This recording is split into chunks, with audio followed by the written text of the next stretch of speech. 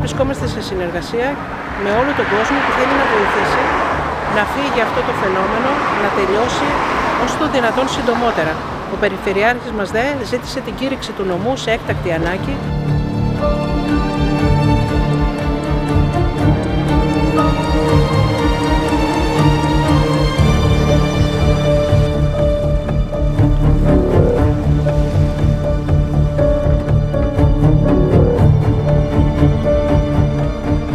Μετά τις πλημμύρες, η πόλη μας έχει καταστραφεί. Η θάλασσα, ο Παγασικός έχει γεμίσει ψάρια από την Κάρλα. Ο τζίρος μας έχει πέσει κάτω 80%. Από πέρυσι μέχρι φέτος είχα 20 άτομα προσωπικό και φέτος έχω μόνο 8, διότι δεν υπάρχει κόσμος.